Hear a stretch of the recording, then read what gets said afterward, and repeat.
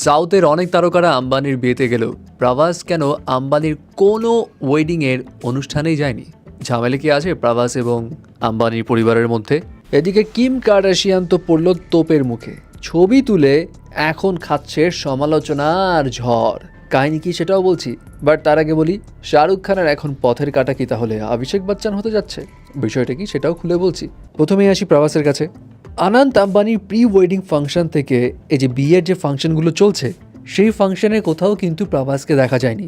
In fact বিয়ের সময়ও south industry থেকে অনেকেই এসেছিল, ইয়াশ এসেছিল, মাহেশ বাবু ফুল ফ্যামিলির সঙ্গে এসেছিল, রামচরণ এসেছিল, বাট প্রভাসকে কোনো একটা ইভেন্টও দেখা যায়নি। এখন স্পেকুলেশনস চলছে প্রভাস আসলেই আম্বানির ফ্যামিলিকে কি তাহলে পছন্দ করে না, নাকি কোনো ঝামেলা আছে। অ্যাকচুয়ালি বিষয়টা এমন না।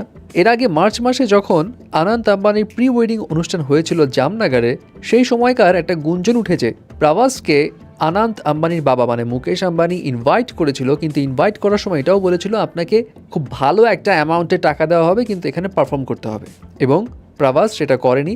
সে পোলাইটলি বলেছে কালকি মুভির শুটিংয়ের জন্য আমি এখানে আসতে পারবো না, যদিও অ্যাট দ্যাট টাইম কালকির অনেকটা পোর্শনে শুটিং কমপ্লিট হয়ে গিয়েছিল এবং প্রভাস সিম্পলি ইগনোরই করে দিয়েছিল, বোঝা যাচ্ছে।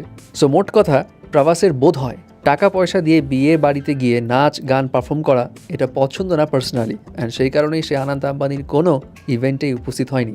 শুধু প্রভাসই নয়, এই বিয়ের প্রোগ্রামে আল্লু অর্জুন, জুনিয়র এনটিআর তারাও কিন্তু যায়নি। এদিকে কিম কার্দাশিয়ান, সে তো আনন্ত আম্বানির বিয়েটা ফুললি এনজয় করেছে, একের পর এক বাহারি গেট আপে খুব মুখরিত ছিল, কিন্তু এবার বেচারি পড়ল তোপের মুখে।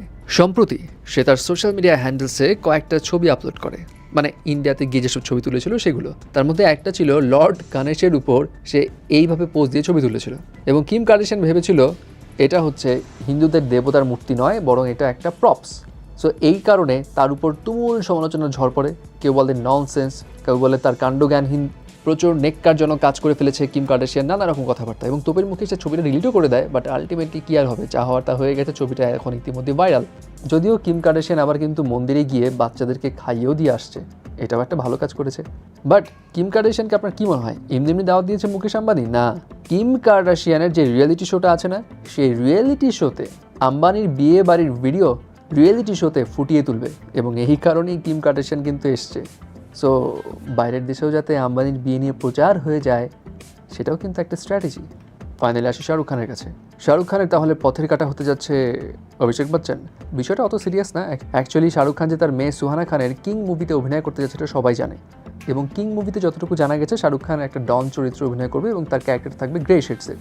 জানা যায় সেই সিনেমায় ভিলেন চরিত্রে আবার থাকবে হচ্ছে অভিষেক বচ্চন, যে শাহরুখের পথের কাটা হবে।